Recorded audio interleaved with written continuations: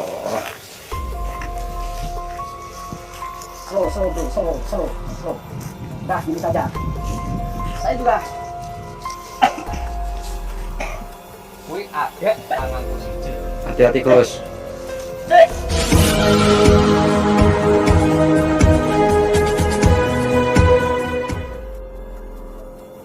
Assalamualaikum sahabat spiritual yang berbahagia. Video ini adalah mengisahkan seorang pemuda hebat Gus Nur Samsun, yang ditantang oleh seorang dukun santet dari Ponorogo.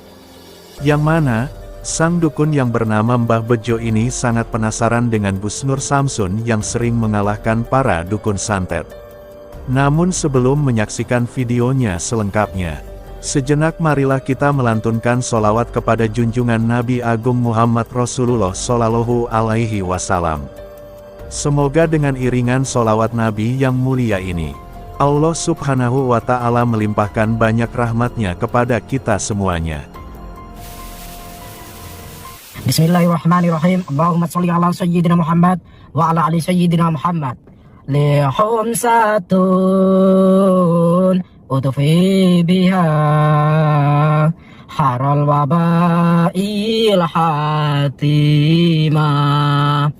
al-Mustafa wal murtada wa banahuma wa Fatimah lihum satun utufi biha haral wabail hatimah al-Mustafa wal murtada wa banahuma wa Fatimah.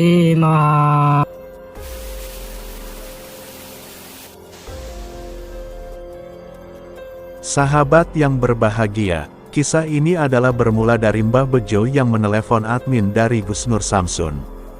Bahwa dia adalah seorang dukun dari Ponorogo yang ingin ngobrol-ngobrol dengan Gus Nur Samsun. Dukun ini ingin tahu banyak hal tentang dunia spiritual, dan juga hal-hal lain tentang kehidupan.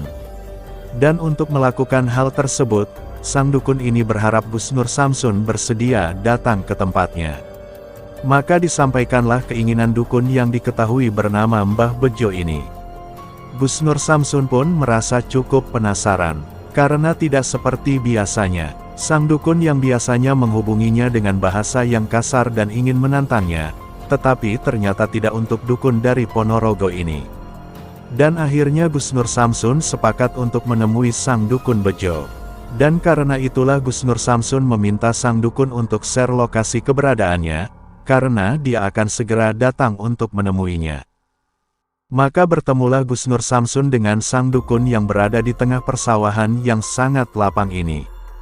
Gus Nur Samsun pun menjadi merasa curiga, kalaulah sang dukun mempunyai niat yang baik, seharusnya dia diundang untuk datang ke rumahnya. Akan tetapi Gus Nur Samsun tidak hendak peduli. Saat ini dia sudah bertemu dengan dukun yang mengundangnya.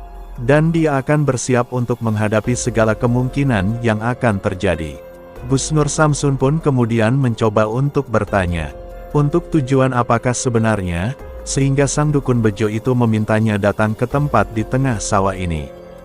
Dan di saat itulah dukun itu kemudian mengatakan, bahwa sebenarnya dia ingin bertemu dengan Gus Nur Samsun adalah karena untuk menjajal kemampuannya. Dia tahu bahwa Gus Nur Samsun mempunyai ilmu kanuragan yang cukup lumayan hebat, dan dia sangat berhasrat untuk mengalahkannya. Lalu apakah yang akan dilakukan Gus Nur Samsun ketika kemudian tahu, bahwa tujuan sebenarnya dukun Bejo adalah hanya untuk berduel adu ilmu? Dan akan mampukah Gus Nur Samsun mengalahkan sang dukun sombong dari Ponorogo itu? Maka silahkan disaksikan videonya tersebut selengkapnya. Video ini adalah aksi nyata dari Gus Nur Samsun.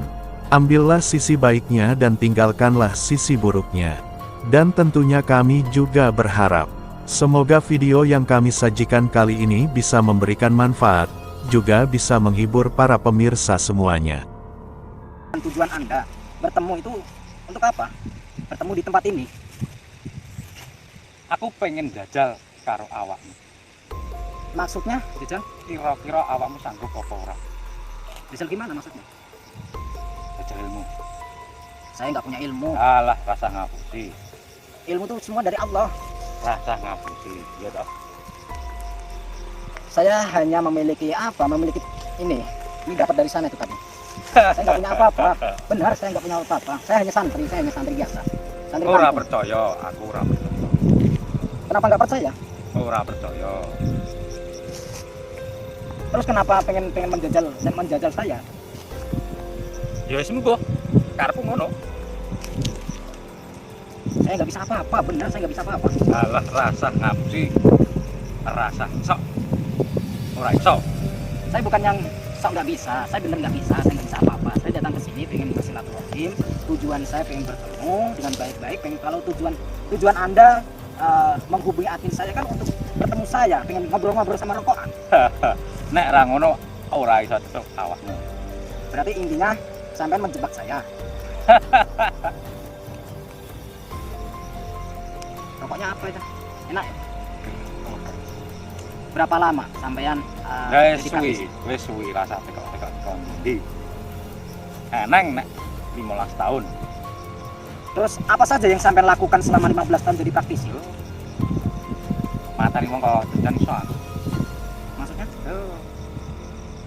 Awakmu tekok apa pura-pura ora roh? Ya saya bertanya supaya saya juga tahu, sahabat-sahabat juga tahu. Soalnya begini, saya tidak ingin berantem. Terus terang saya tidak punya ilmu apa-apa. Aku ora percaya nek awakmu gak duwe ilmu. Saya hanya punya Allah dan saya cuma hanya punya Nabi Muhammad SAW. Saya tidak punya apa-apa di dunia ini, tidak punya apa-apa. Saya datang jauh-jauh bertemu dengan Bapak hanya memiliki bekal yaitu keyakinan saya. Saya yakin bahwa tujuan Bapak itu baik. Tapi ternyata malah dibelusukan ke tempat sawah seperti ini. Saya Yo juga nggak ngene iki turutanku sak ben dina iki yo ngene iki. saya juga nggak tahu ini daerah mana. Nanti saya pulang kalau nyasar bagaimana. Saya juga nggak tahu. Kuwi dudu urusanku nek. Sing penting niatku yo kuwi mau. Aku pengen jajal awakmu. Kalau setelah sampean saya terima tantangan jenengan, apakah jenengan itu merasa puas kalau sudah mengalahkan saya? Kuwi puas kanggone awakku. Kenapa puas? Kuwi urusanku, kudu dudu urusanmu. Ya sudah, kalau begitu saya ngalah aja supaya sampean puas. Saya ngalah aja saya. Lah kok kaya ngono iki piye to? Karena saya nggak punya apa-apa. Saya nggak punya apa-apa. Saya nggak ngerti apa-apa. Yo wis jajalan. Nek ngono ya.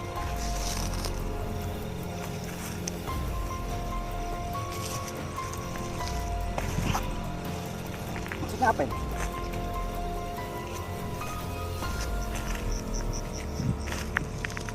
Bentar dulu. Tujuan jenengan apa dulu? Krasa apa ora kayak ngono ae. Ya, saya ngerasa. Tujuan jenengan itu apa? Ya kuwi mau. Aku pengen jajal awakmu. Wes karo awak ngalahne aku. Marem aku. Sekarang begini saja. Saya terima tantangan Anda. Tapi ada syaratnya. Apa? Begini. Kalau Anda bisa mengalahkan saya kan sudah merasa puas. Ya. Saya akan pergi. Saya akan pulang. Ya. Anda kan sudah puas. Ya. Tapi kalau sebaliknya, saya yang mengalahkan Anda yang kalah. Anda harus bertobat. Sanggup? Sanggup. Tapi yo sik kalahno aku sik. Dengan cara apa? Yo sak senengku. Nganggo ilmuku.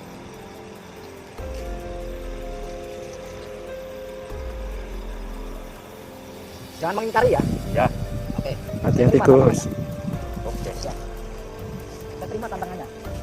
Di mana? Di sini atau di mana? Ini.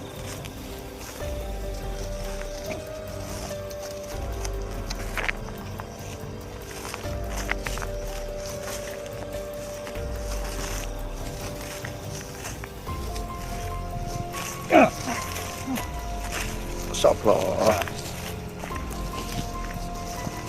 Slow bro, slow. Udah gini saja. Saya juga Kuwi adek tanganku siji. Hati-hati, Gus. Astagfirullah. Iki burung mati kabeh aku. Hati-hati Gus.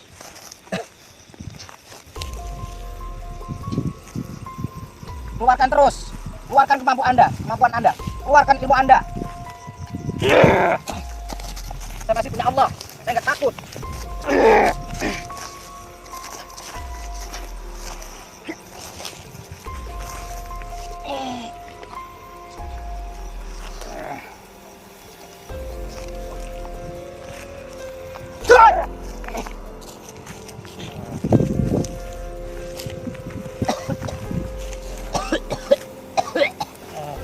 Allahu Akbar. Allahu Akbar. Insyaallah.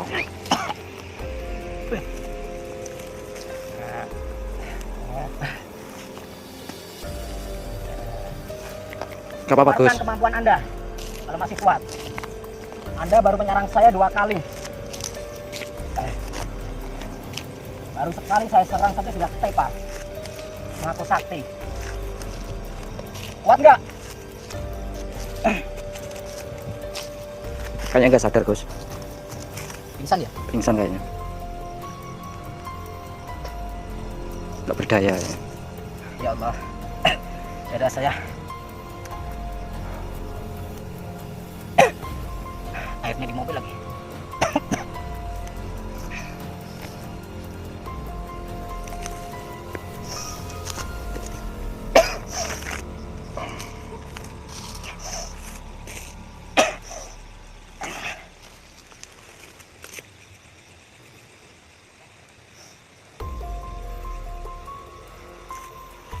Tak berdaya sudah. Kita hati-hati ya. Entah ini pingsan beneran atau dia pura-pura, saya nggak tahu. Nanti kalau dia pingsan beneran, kita bantu sadarkan, kita tagih janjinya untuk apa namanya? Untuk tobat lah. Orang tujuan kita datang ke sini baik-baik, ternyata dijebak kayak gini. Ya Allah.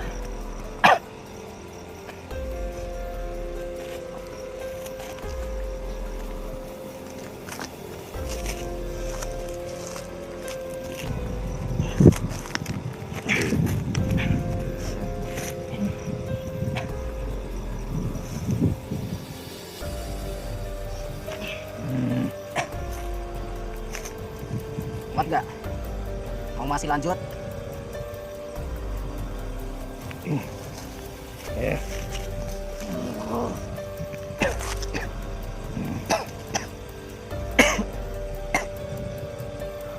Mau masih lanjut?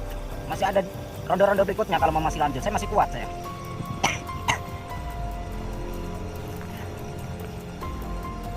Boleh. Ngapusi maksudnya gimana? Jare ora apa-apa.